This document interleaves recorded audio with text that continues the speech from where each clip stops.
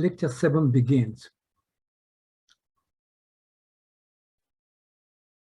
Lecture 7 deals with the elastic particle model. The elastic particle model was developed for numerical simulation when many particles come into contact with each other and move while pushing each other. This model was first developed by a solid mechanics researcher, Peter Candle. Candle named this method as distinct element method. This model has a few different names such as discrete element method, soft sphere model, elastic sphere model, and so on. Today, its short name, DEM, is commonly used.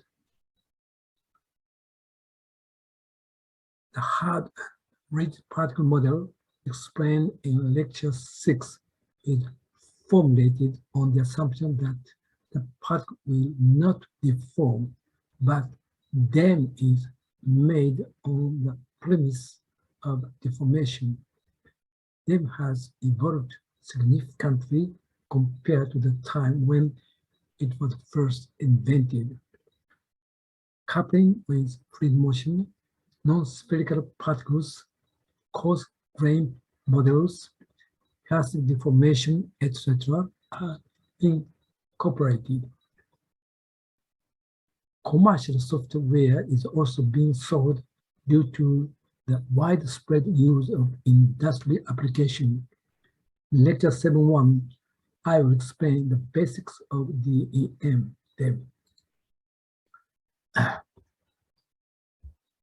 The contact force acting between particles that press against each other is divided into normal force and tangential force. Let's start with the normal force. When the particles press against each other, they are deformed and the force is generated according to the amount of deformation. It is tedious and complicated to calculate the change in particle shape. Therefore, instead of considering deforming, the parts are made overlap in the analysis. The amount of deformation is replaced with the amount of overlap distance. The state where the force generated by deformation is the same as when the force is generated by the expansion and contraction of the spring. Therefore, when considering the model of contact force, a spring is set between particles. When the particle deformed, kinetic energy dissipates. That is when the spring expands or contracts, a particle kinetic energy is lost due to the viscous damping force. To take into account the dissipation, the dashpot is set in parallel with the spring. When the particles separate, the effect of spring and dashpot should disappear. To realize that condition, one end of the set of spring and dashpot is not fixed in the particle, but only in contact with the plate fixed to the particle. Thus, the spring will work only when the particles overlap. This fixing plate is called coupling plate here. DEM uses mechanical elements such as the spring, dashpot, and coupling plate to model the contact force. The generation of restoring force due to the expansion and contraction of the spring is a static phenomenon, but dissipation of the kinetic energy is a dynamic phenomenon. The amount of dissipation is proportional to the speed of deformation. The above spring and dashpot model is called a forked model, and it has long been known and used as a model of damping in the dynamic phenomenon. Kandor's originality in his work was in the application of Vogt model to an assemblage of moving particles. Next, I will explain the model of tangential force. It's almost the same as the normal force, but the spring and dashpot are set parallel to the tangential direction. The restoring force is generated according to the movement of tangential direction, and the kinetic energy is dissipated. For the model of tangential force, a friction slider is set in the overlap region. When the tangential force exceeds a certain value, the contact part slides and the contact force switches to dynamic friction. The slider also works as a coupling. From the standpoint of DM, collision and contact makes no difference. A collision is the contact with a short contact time. Those who have studied mechanics in the university or technical college have studied damping vibration in the lecture of mechanics. As is shown in the previous slide, DM utilizes the formulation of damping vibration. Let's review the damping vibration. First, consider a point mass M vibrates in a state where it is connected to the wall only by a spring. The spring mentioned here is the ideal linear spring. That is, the force of spring is proportional to the displacement. In this case, the vibration is repeated forever. Next, consider the case where a damper is set in parallel with the spring. The force due to the damper is the viscous damping force. The viscous damping force is proportional to the speed. The kinetic energy of the point mass is dissipated by the viscous damping force. If the damper is very strong, the point mass will come to rest without vibration. If the damping is not very strong, the point mass will oscillate with a gradual decrease in amplitude. This is the damping vibration. In the case shown in the figure, the equation of motion of the mass can be described as the equation in the yellow frame. The first term on the right side is the viscous damping force. The second term is restoring force due to linear spring. In the above, the point mass is considered, but the same equation of motion can be applied to a two-dimensional disk as well, if its shape does not change in the thickness direction. Let's solve the differential equation. Mathematically speaking, this equation is a constant coefficient second order linear homogeneous differential equation.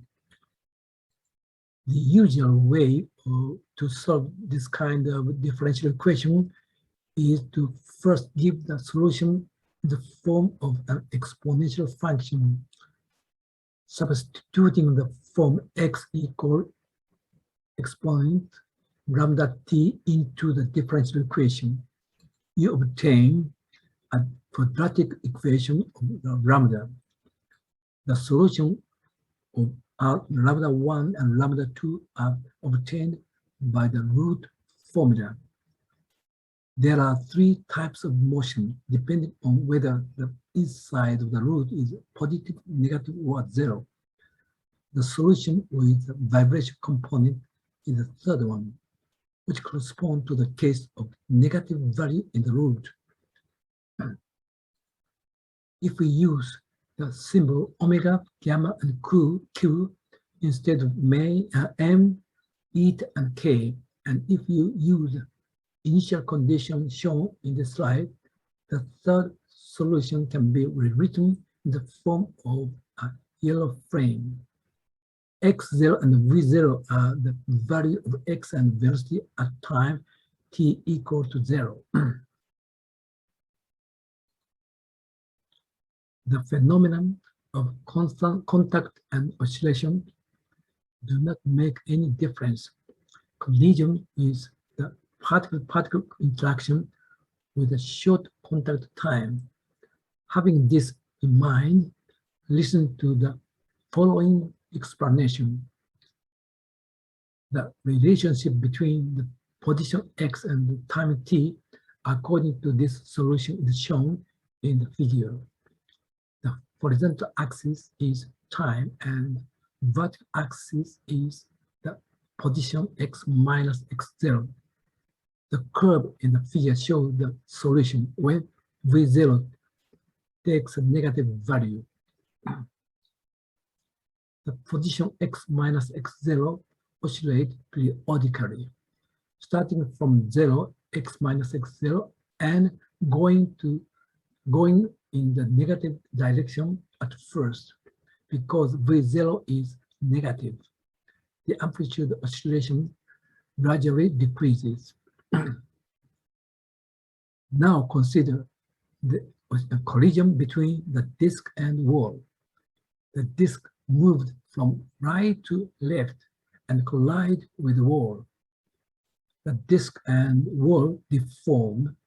After the deformation became the maximum, the disk returned from left to right. Eventually, the disk moved away from the wall.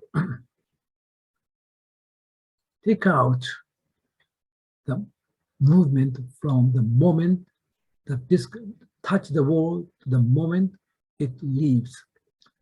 Let's look at the relation between the motion of the disk and damping vibration diagram.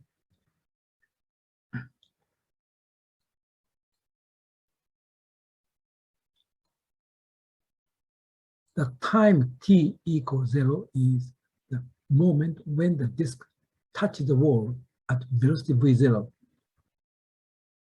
From here on, the disk and wall overlap.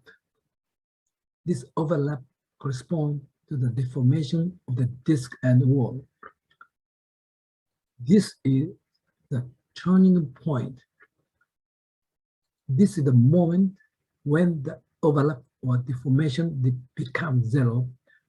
The time at this moment is half the cycle, that is t equal large T over 2 or equal pi over q. The spring and dashboard system is only in contact with the coupling, not connected to the wall. Therefore, after the overlap is 0, the disk moves away from the wall without being constrained by the wall. In this slide, I explain them using the solution in the case of a disk. If the object is a sphere, the analytical solution is not available, but the process of contact deformation and flight is exactly the same. What is described here is collision between the object and the wall, as described in the M.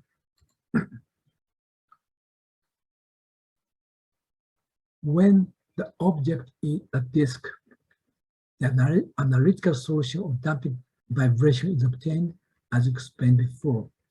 Therefore, the restitution coefficient E can be calculated as a function of the spring constant K and damping coefficient eta. The pre-collision velocity V0 is the velocity at time t equals 0. When the time reaches half the cycle, the disk leaves the wall. The velocity at that time is the post-collision velocity. it is expressed as V1. V1 is V0 multiplied by an exponential function. The restitution coefficient E is the ratio of the pre-collision velocity V0 to the post-collision velocity V1. So it can be expressed by the formula shown at the end. Conversely, if the spring constant K and coefficient restitution E are known, the damping coefficient eta can be determined from this equation. Now I will point out that they then uses the assumption that the deformation propagation is ignored. Consider the case where a particle on the left approaches and collides with a group of particles that are in contact with each other. Strictly speaking, if the left particle collides, any particles in the right group are deformed more or less. This deformation is transmitted and decayed. The deformation is the largest for the particle that is in direct contact with the left approaching particles. In the dam, the particles are overlapped, but the amount of overlap is assumed not to propagate. That is, only the overlap with the part that is in direct contact with the left particle is taken into consideration. It is assumed that the other particles do not deform. From now, I will explain how to express contact forces. The particle is assumed to be a sphere. From here on, the explanation is divided into normal force and shear force. Let's start with the normal force. Particle I with radius Ri approaches particle J with radius Rj, and the two particles overlap. The subscript N is added to the spring constant and damping constant for the normal force. So, and they are written as Kn or eta n.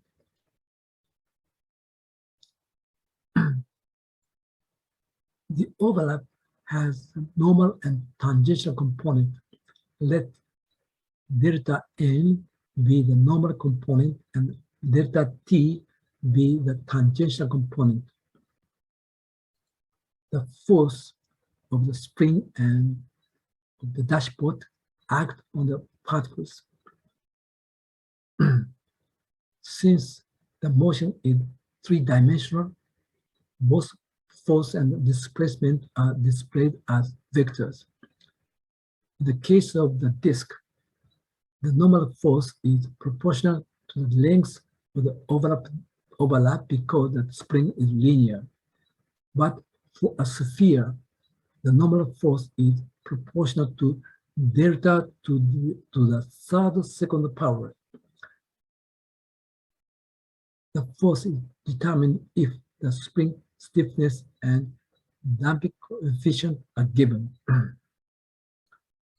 According to the Hertz contact theory, the spring stiffness Kn is given by the modulus of the longitudinal elasticity E and Poisson ratio nu, as shown in the equation written at the bottom. The modulus of longitudinal elasticity and Poisson ratio are the physical properties of the material. The modulus of the longitudinal elasticity is sometimes referred to as Young modulus in the longitudinal direction. Poisson ratio symbol nu is a Greek letter, but the word font of nu used in this lecture is similar to the English letter V. Please note that it is confusing. Both the spring stiffness and Poisson ratio are physical characteristics. Their value can be determined. The problem is the value of damping coefficient eta n.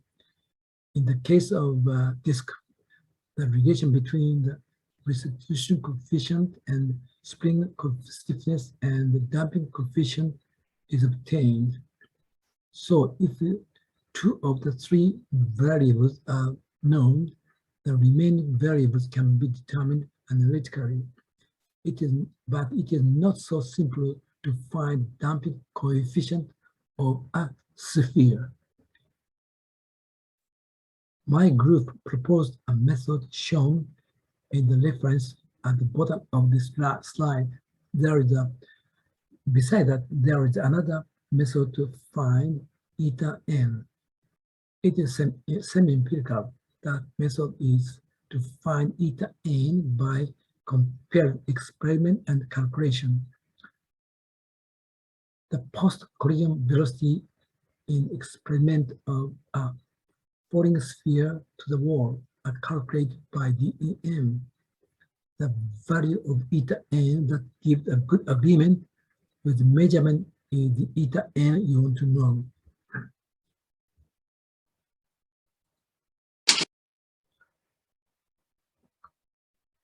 The equation of stiffness Kn shown in the yellow frame is the one when the physical properties such as Young modulus and the Poisson ratio are different between particle I and particle J.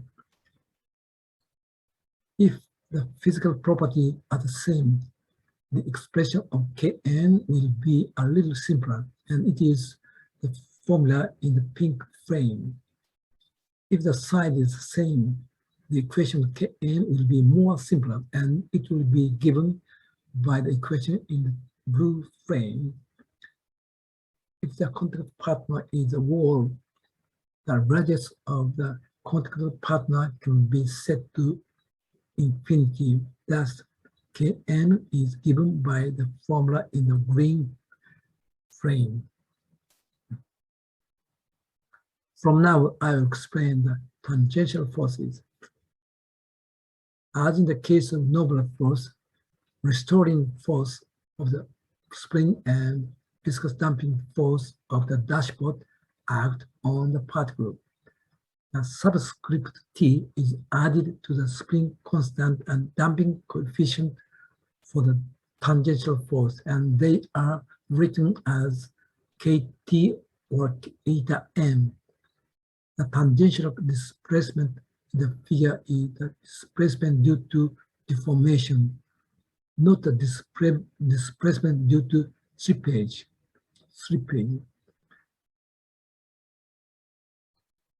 The spring stiffness is given by the Mindlin formula as a function of the radius modulus of natural elasticity and Poisson ratio. Again, the question arises of how to give the damping coefficient eta n. If the damping coefficient of the tangential force, for the damping coefficient of tangential force, it seems that the same value as for the normal force is often used. I wish there was a reasonable way to give it, but I don't have the right information on this. There is one more thing to be aware of. Excuse me.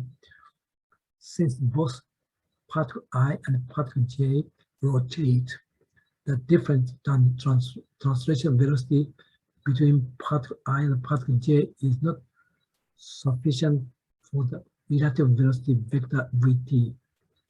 The effect of rotation also need to be considered.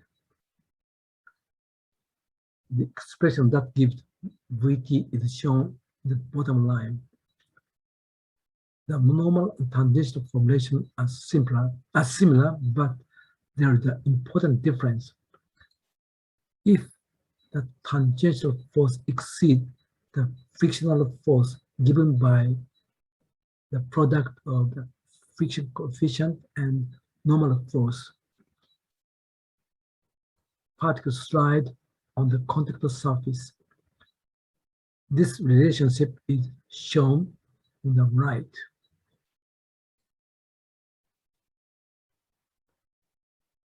The equation of stiffness Kt shown in the yellow frame is the one when the physical properties such as lateral Young modulus and the Poisson ratio are different between particle I and particle J.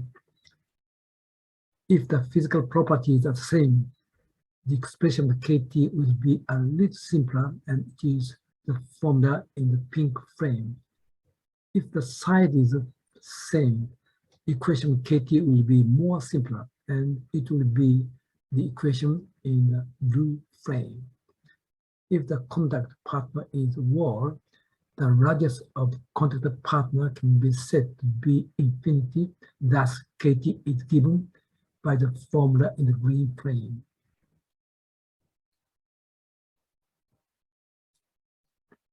Let's review the definition of Young modulus, lateral Young modulus, and Poisson ratio.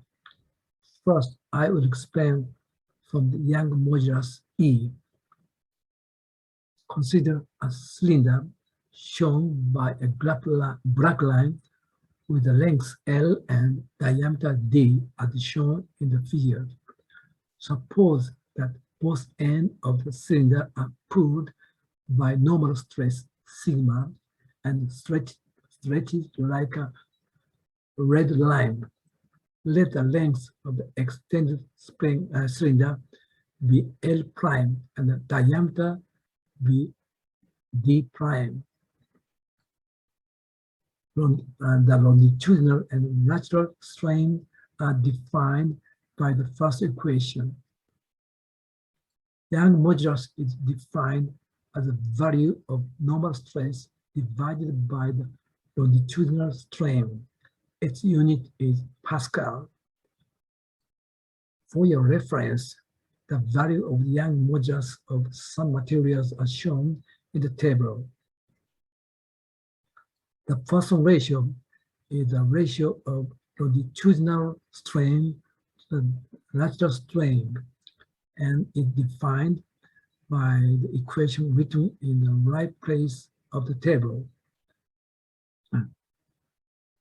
Next, the lateral Young modulus G is explained.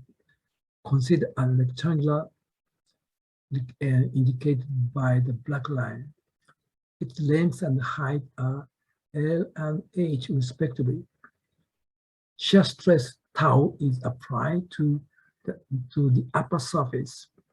The rectangle is deformed and the upper surface displaced by delta L in the longitudinal direction as shown by the red line. The shear stress gamma is defined by the ratio of delta L to H. The natural Young modulus is defined by the ratio of the shear stress tau to the shear stress gamma. Although the induction is omitted here, the lateral Young modulus G can be expressed by the Young modulus E and the Poisson ratio gamma as shown in the last equation.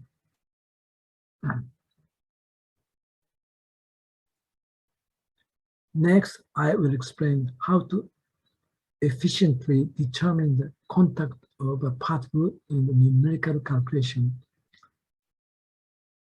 The contact determination of the particle I and the particle J is based on the distance between gravity center of the two particles, Ri minus Rj. Two particles are determined to contact if this distance is smaller than the sum of the radii. It would be very inefficient to treat all the particles in the field as a candidate of collision partner because collision with distant particles cannot occur. For that purpose, the field is divided in a grid pattern as shown in the figure.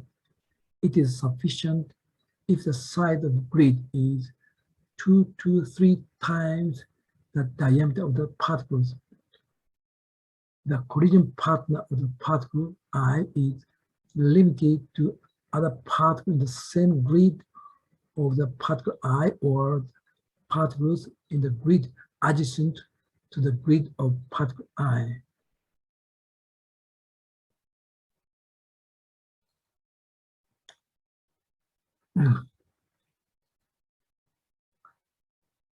The ear frame showed equation of motion. The left equation is for the translational motion. This equation follows the Newton's second law. The right equation is for the rotating motion. It means the torque acting on the rotating particle is the moment of inertia multiplied the angular acceleration. The fluid force F acting on the particle are explained in detail in the lecture 3. The contact force Fc are explained in the previous slide. Thus, explanation of all the forces acting on the particle are finished. The position and velocity are obtained by integrating the equation of motion step by step using the appropriate time step delta t. Now I will show illustrations to let you have the image of DM simulation. Particle I approaches particle J. The line with the arrow represents the velocity vector. The position of the particle I is calculated step by step. Here, two particle contact and a made overlap. The particle velocity decreases.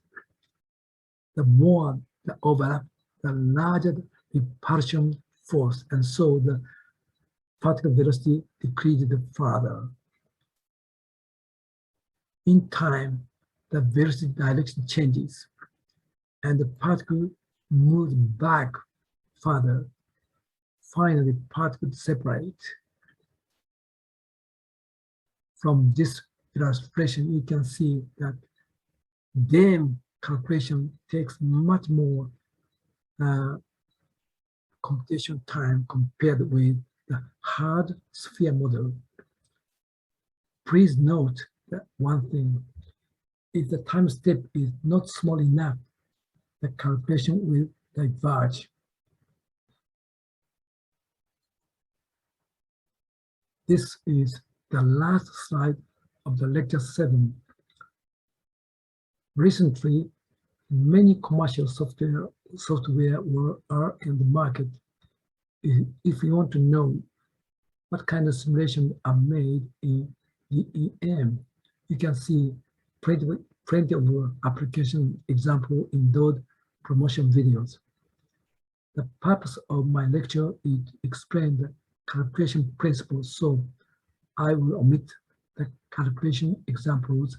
However, only two figures that are memorable to me are shown at the end.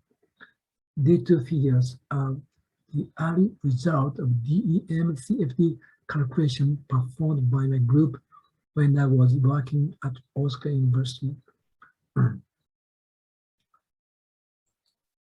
The number of particles of the dense phase pneumatic bending was about 1,000, and the number of the particles of the spouted bed on the right about 2,400. Both results have attracted a lot of attention, but the number of particles was far from the actual number of the particles in the equipment devices. In 2013, I asked an old colleague how many part could be calculated at Osaka University at most. To my surprise, it was 100 million. It has increased from 40,000 times to 100,000 times in 20 years. Of course, this is a result of advances in hardware such as supercomputers and parallel processing. Many years have passed since 2013 to the present. I haven't heard how many number of the particles is possible to calculate now, but it's no wonder it reaches billions and 10 billions. However, I'd like to point out one thing, that there are many difficult problems related to powder that cannot be solved simply by increasing the number. This is the end of the lecture 7. Thank you.